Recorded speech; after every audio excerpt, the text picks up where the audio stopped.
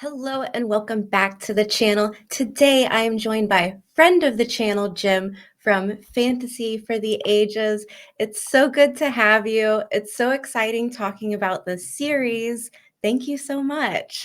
Oh, it's my pleasure. Thanks for the invitation. Yes. I can't talk about this too little, or too much. It's good stuff. And my son, who does my channel with me, still hasn't read it, so he's worthless. I can't talk to him.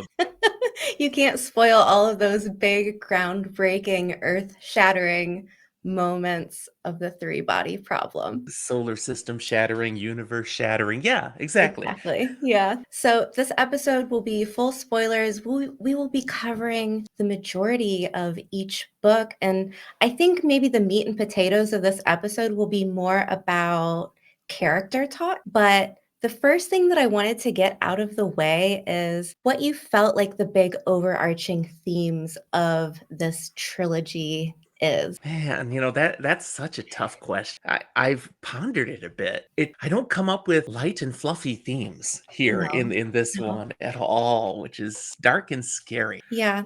One of the things that came to mind for me is that humanity, we are not as hot as we think we are. Yeah. That we have a far too great an image of ourselves, and perhaps we should check that a little bit. That would Yeah. be one of the themes. That's a Yeah. great way to put it. But then the other theme that really comes through strong for me is that the issues we deal with as people, as humanity, maybe aren't issues of humanity, but are issues of sentience. And the more Aha. sentient you are, the more screwed up you are. Yeah, yeah, absolutely. I know that there's quotes from the author talking about things like, hey, maybe we shouldn't wait for this day that we find life out there to start treating each other well. Like we have this universal idea of, well, if we're great people, if we, go out there and look to the stars and find others, they're going to be great too.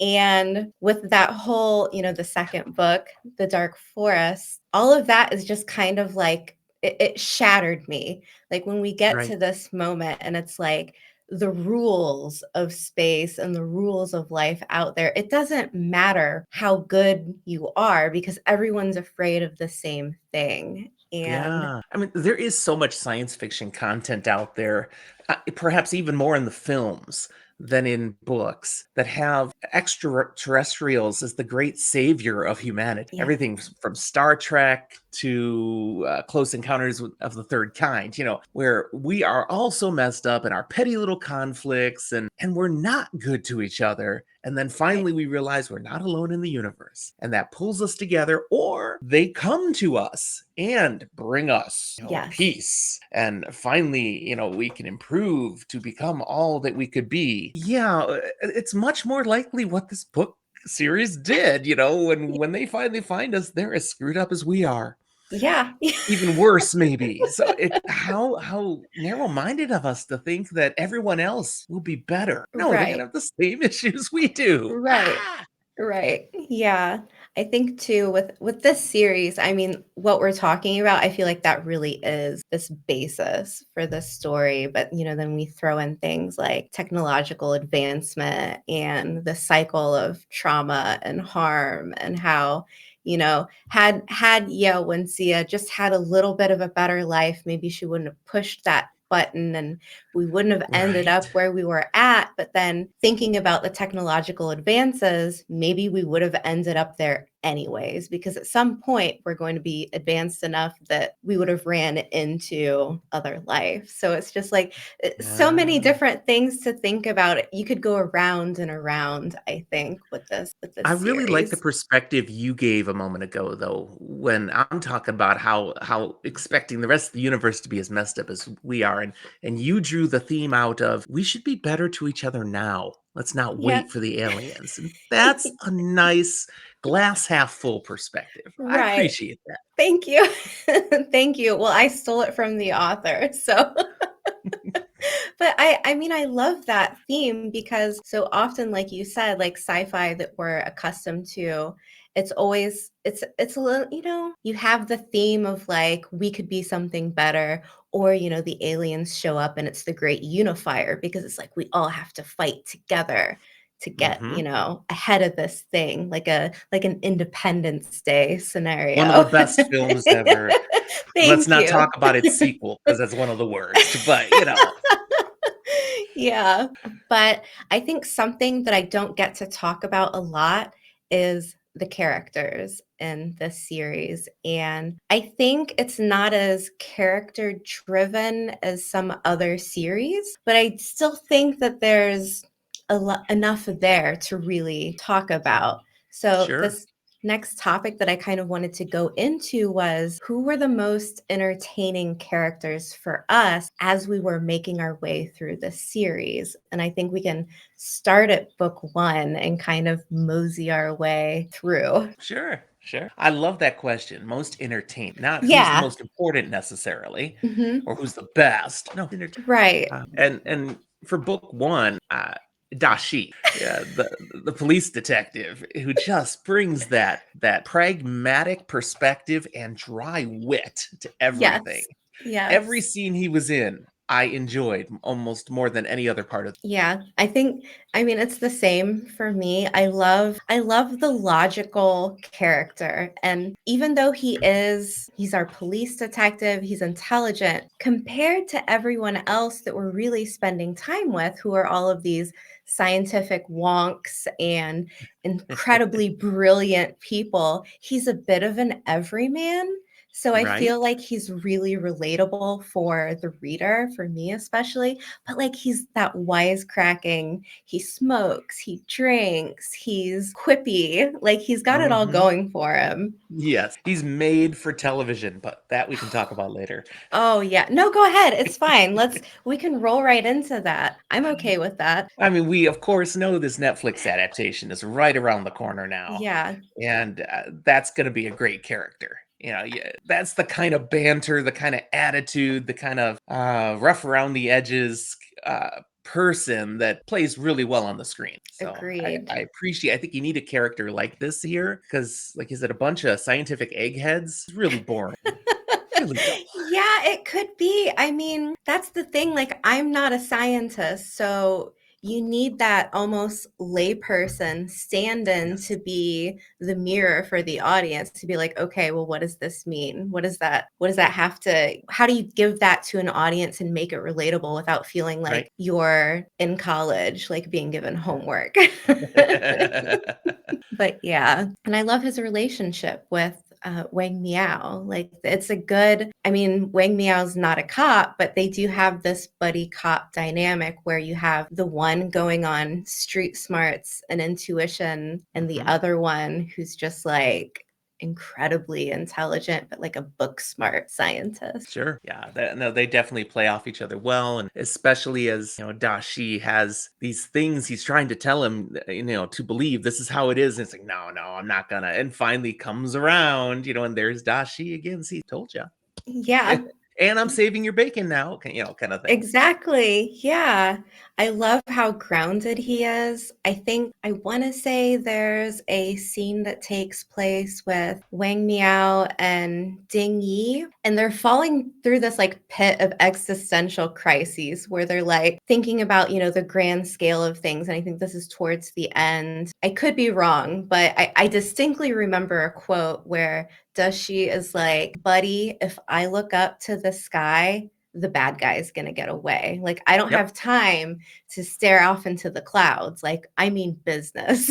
And I love that. I remember that line. Yep. Yep. Yep. Yeah. What about you from book? Do you have a different one that is particularly entertaining? Yeah, so he's a bit more of a minor character, but and I've forgotten the name, but it is the husband of Shen Yufei, who we get this Oh, yeah. background story where he goes to the monastery and he's kind of contemplating life and he's thinking about the three body problem and what it means. And he's kind of having this like moment of enlightenment. But I love how we get this kind of like really terrified man who knows something's going on with his wife, and he eventually like comes to the side of the police and the cops and he's like, look, this is what's happening. And I think it's interesting how like his story is just like this really like minute little like point, in it, Mhm. but I think visually something like that is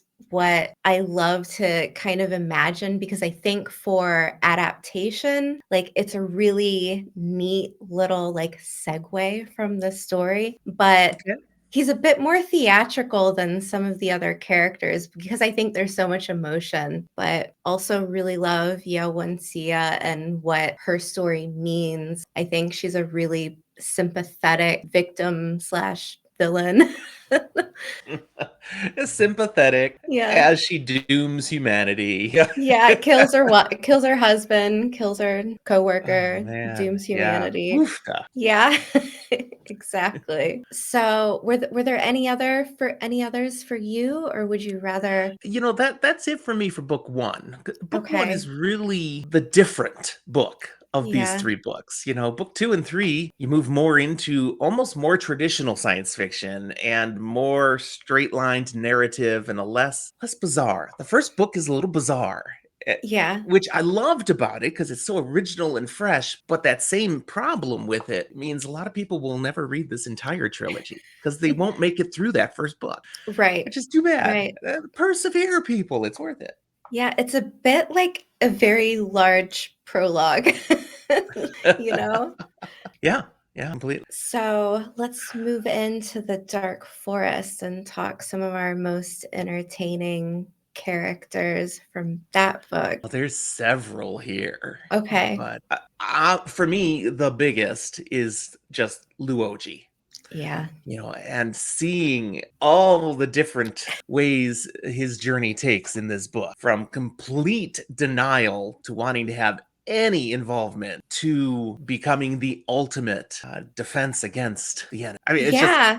what journey? It's like, Yeah. wow, wow. He's a bit of a slacker, and then he goes to this, like, wizened almost I don't even know how to describe it really, but how he ends up in the last book, this old graybeard, Hmm. like, almost statue of, like, wisdom and perseverance, but where he starts out in the dark forest, he's just this guy who just he doesn't wanna be a part of this. He would Right, right. rather It's like, you called my name?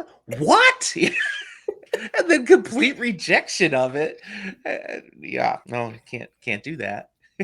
Yeah, I mean, his whole I think okay, so this beginning part of the series or of the book where we learn that he's in danger, he's being sought after, trying to kill this man, and we don't know why exactly. There's this big question mark, and then it kind of moves forward from this moment where he had met Yao Wenxia at the grave of her daughter, so he Mhm. learns this kind of like vague, like just it's just like a couple sentences from Yoencia, and Yep. this puts his life at risk, and the Trisolorans are after him at this point. But he's just kind of like, why me? What do they want? Why was my name called? And see, when she shared that information with him, I knew that was gonna come in at some point. That was gonna be significant, but I didn't predict how it would Y- play out in the end there. And that final showdown between him and the Trisolarans and talking with the Sophon,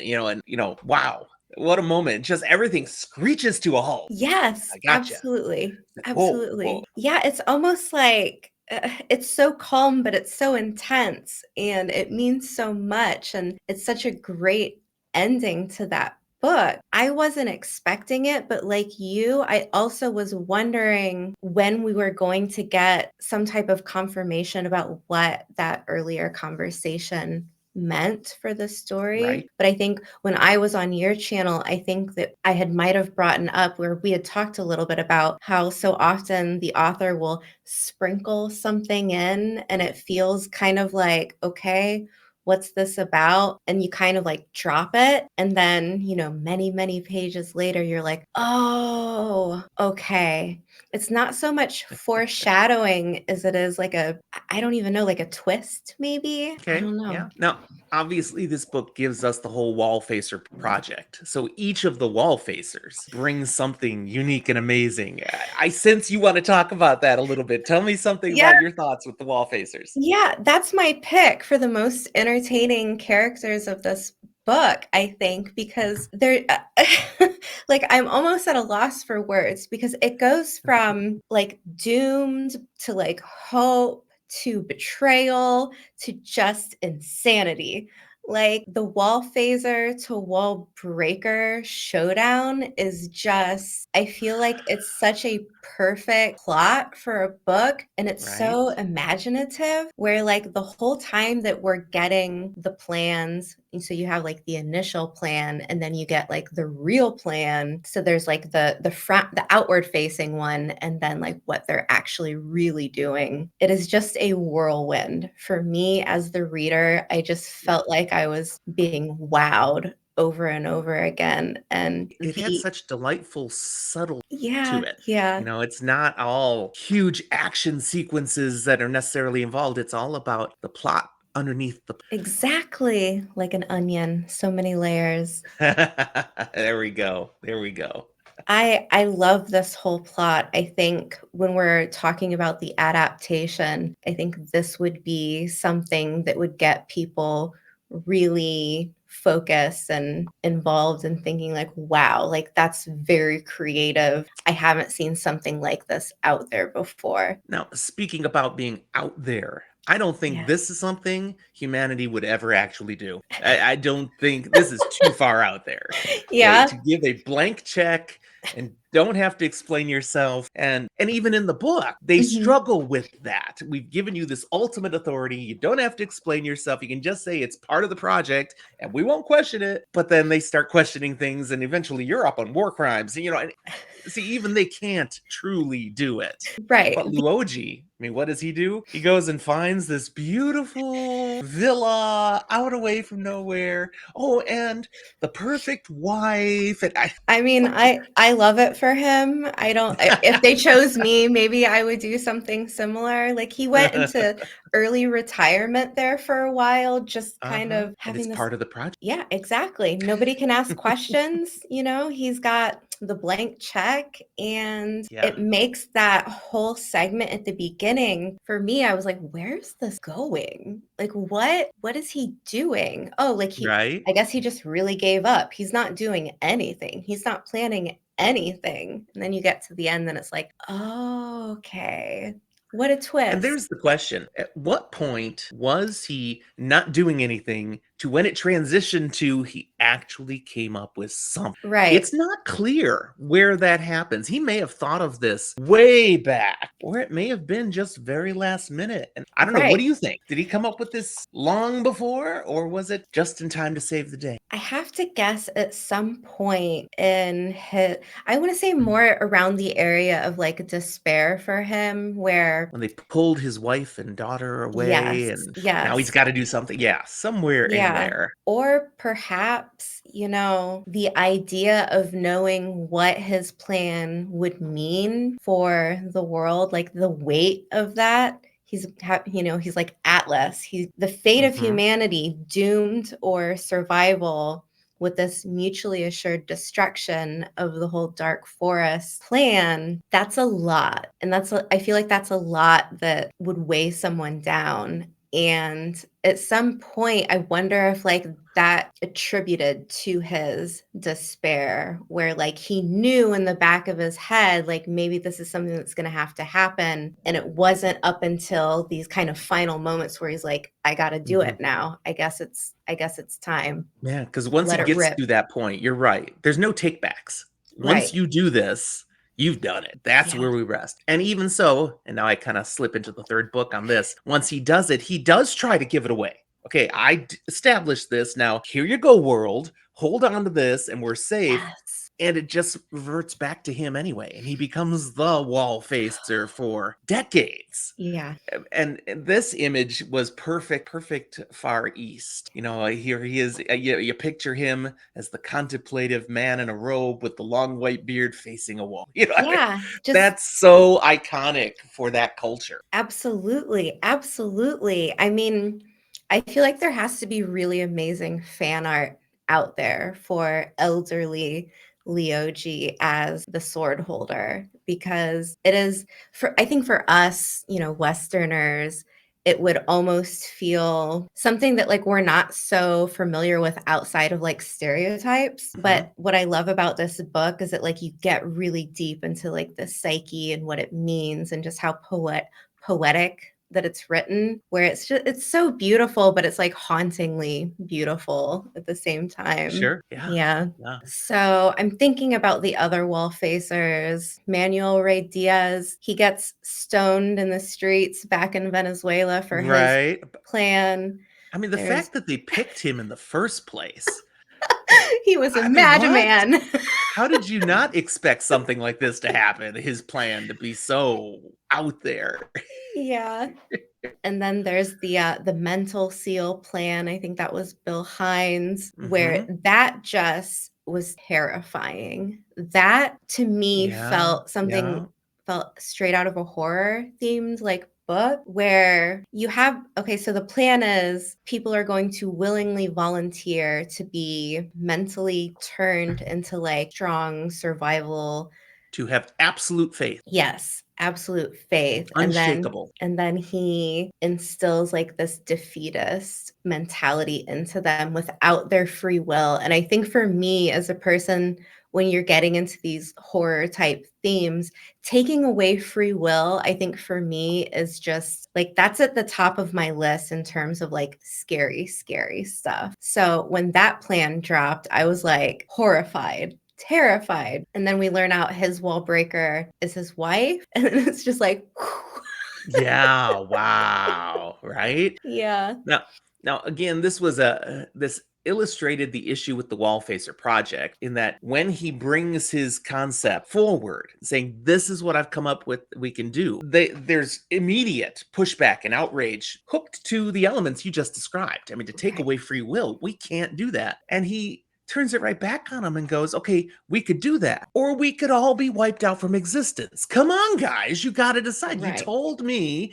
to come up with something. This will work. Yes, it's drastic. Yes, no one would want to do this. If we had another choice, this could be the answer." And to wrestle with such things is deep. The right, it's author bringing something like this to us, because you yes, kind of got to say to yourself, okay, is it better to have part of our population lose a portion of their free will in order to save humanity, or that we just fade away to nothing? right, right. Which is the better choice? And it's easy for the people to make the decision, oh no, we don't want to have a mental seal. And then when the bombs are falling and they're all dying, going, that mental seal might have been something to try.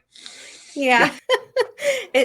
That I mean, everything you described, I love because I feel like this is another big theme of the book where it's like for survival, you have to grapple with human nature versus bestial nature. And that's what Earth is up against. And Mhm. they're grappling with it the whole way through, I feel like. But I love the Well, wall phasers. yeah, yeah. Ray Diaz brings elements of this too, because what he's showing us is that a lot of our beliefs, our values, our moral choices are just choices. As the author's playing it out, these are not absolutes. We can decide to act differently. We can decide to sacrifice millions, for the good of billions, and say that it was okay because it was Yeah. necessary. Or we could decide to be held back by our Hmm. artificial values. That's what Ray Diaz pushes us to have to rank. Now, Yeah. And personally, I have beliefs that get in the way of all that, but in the book,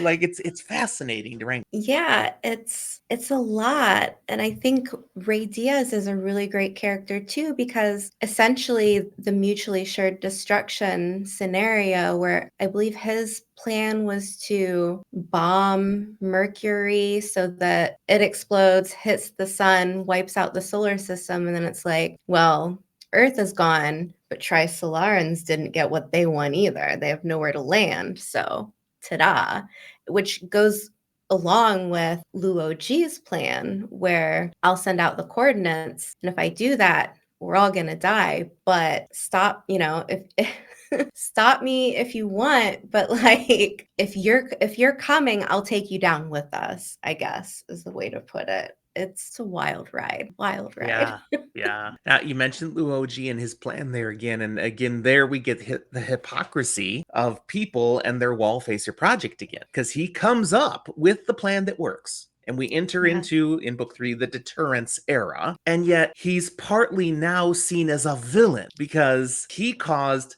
this other star to be completely destroyed, and it apparently had a planet or planets around it, and who knows how many millions or billions were wiped out just to save humanity. And I'm like, Mhm. what a bunch of hypocrites again. You know?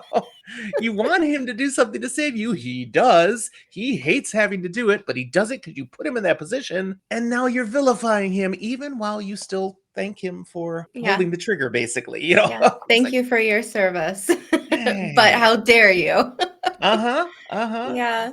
There's a lot with just I love how his story progresses, but I love that moment where I think they say something about like there's not even a way to charge him for this crime because that crime doesn't exist because it's so horrendous. It's not genocide. He wiped out an entire solar system, I Yeah, think. they came up with a Yeah. name. What was the name the special name for wiping out an entire Yeah. solar system? Right. Oh, what's I that? bet someone watching will know. Tell us and Probably it's put it's it in it's the a comments. side. It's not Yeah. genocide. It's some sort of side. I remember they Yeah. came up with. I'm like, oh, okay. Yeah. So was there anyone else from this book, or should we cruise on to the Yeah, we've spent a next? lot of time on this book. Let's move Yeah. on to the third one. Yeah, yeah. Okay. So Death's End, the final book of the trilogy. Who's your most entertaining character? Uh, hopefully I get this name right. Yun Tianming, Okay. the brain in space.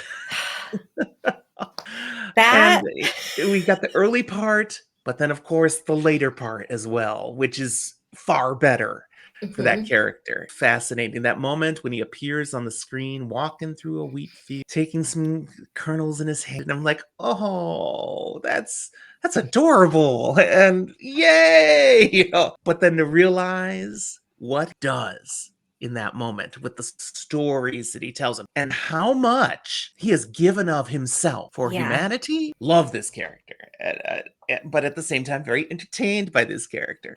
Same. I think he's a wonderful character. The whole staircase project from beginning to end is wild, but the part that you're talking about with his reunion with Chang, there's like this very sad but hopeful moment where it's like he survived, but not only did he survive, he just proved what everyone was saying that he's the perfect choice for the staircase project because he included secrets in there and maybe it was a little too late, but he found a way to be the spy that he was chosen to be.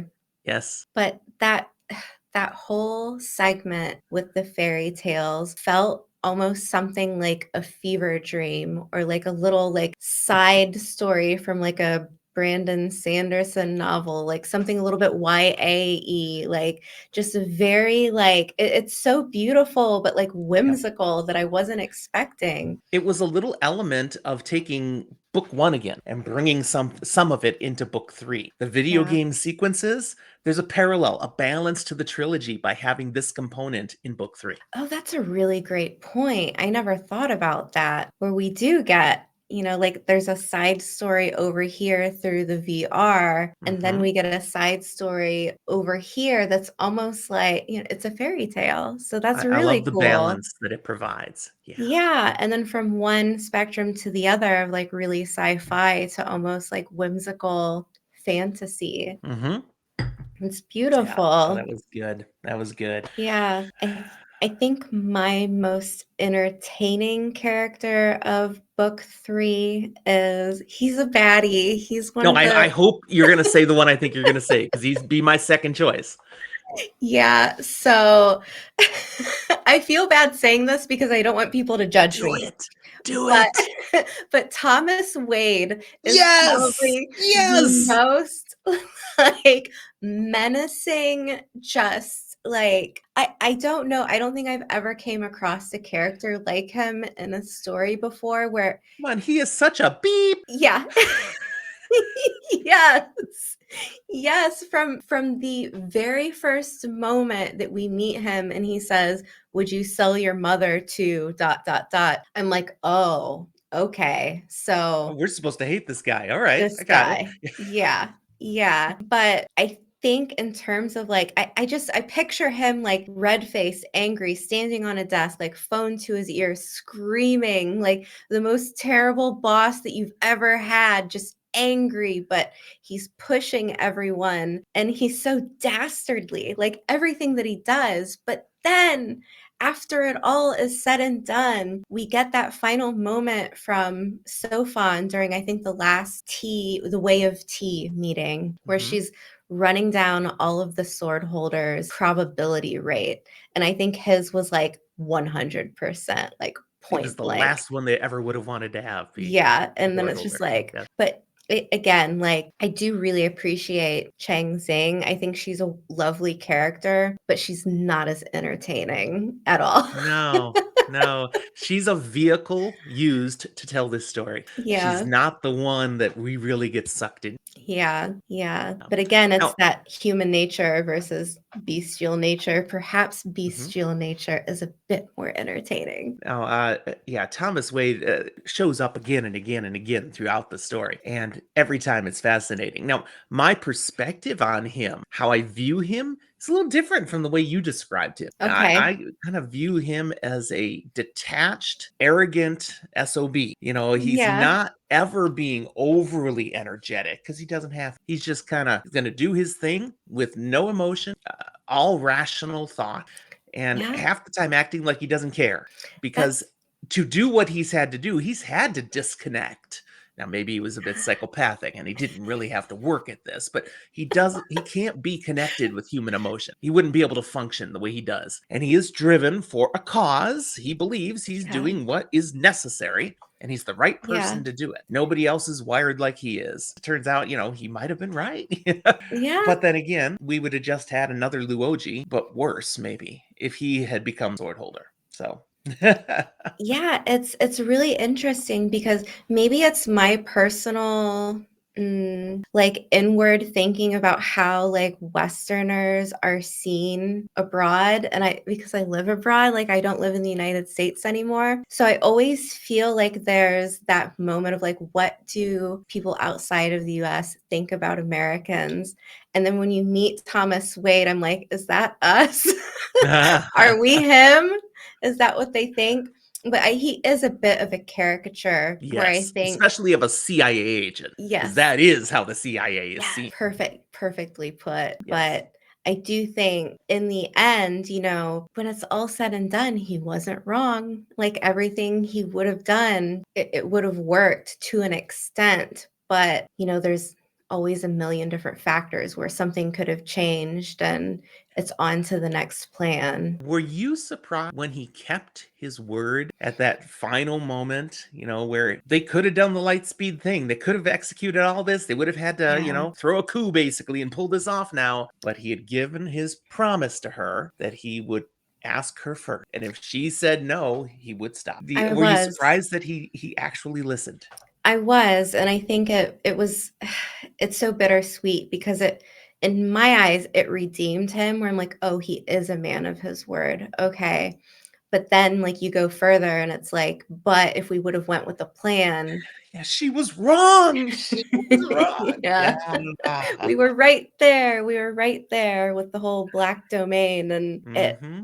it just it didn't pan out, but I think that's the genius of the story where that keeps happening over and over again, where, like, the stakes just get higher as the story goes longer, and that is just kind of like a nice little climax there. Right. Yeah. Yeah. An element of this book this final book that I did really enjoy was the different eras that it takes us through. The deterrence era, the broadcast era, the bunker era, and galaxy era. Is that the Yeah, last I think so. I think so.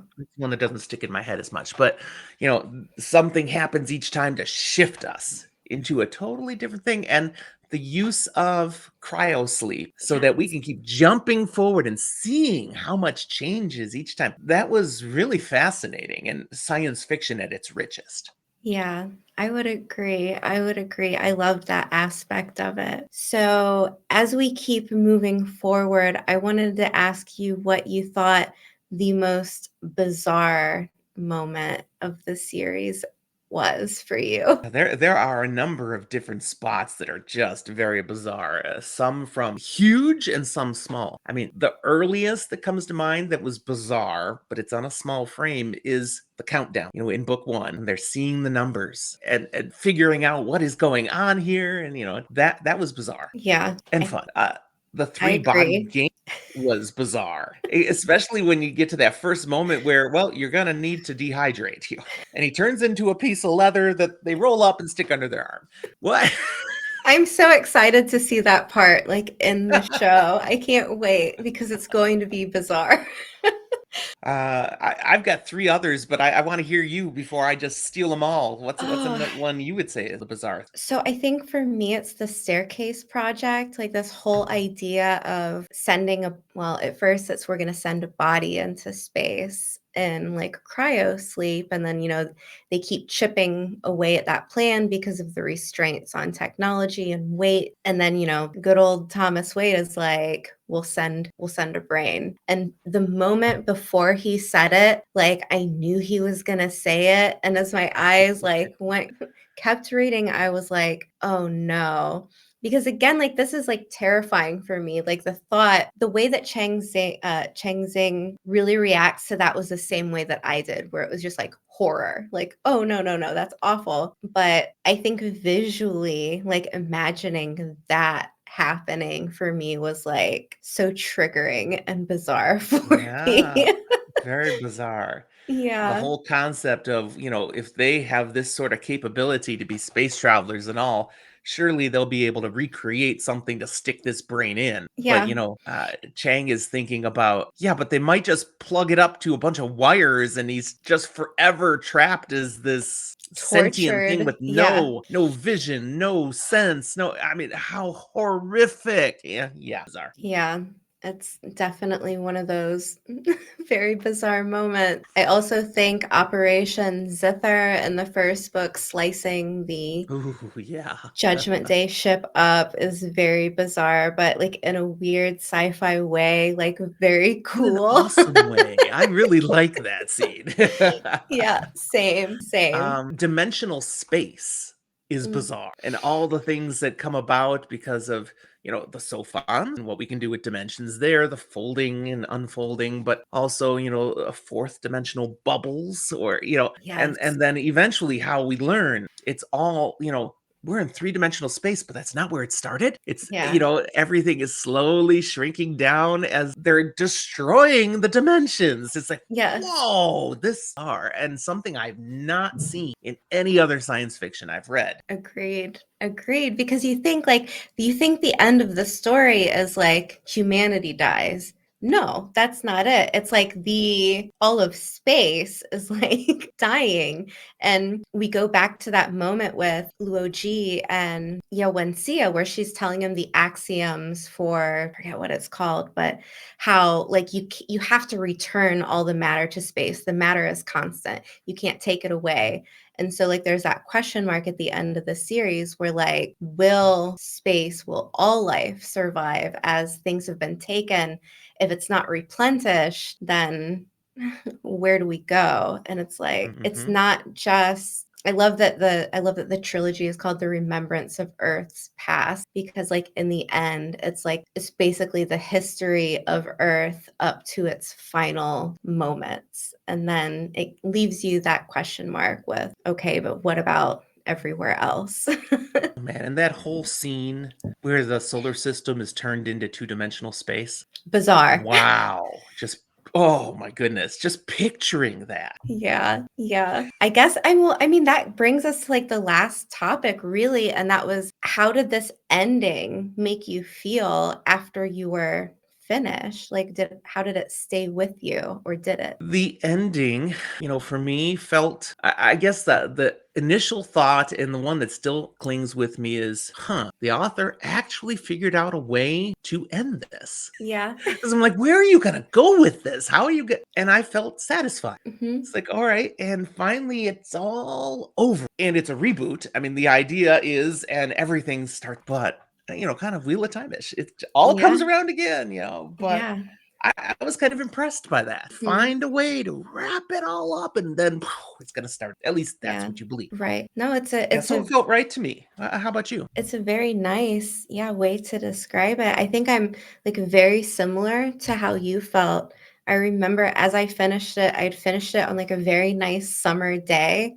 So like I had all of this existential kind of scary, moments ending where I was outside, perfectly blue sky, sitting out on the patio, cold drink, my dog by my side, and I was just like, wow. Perfect moment. Yeah. Okay. Wow. Like, that was just what an ending. I don't know if I've really had a book that just, like, kicked me in the chest like that in terms of the ending, but like, I felt fulfilled. I felt a little bit Yes. hopeful, but also a little bit, like, scared, you know?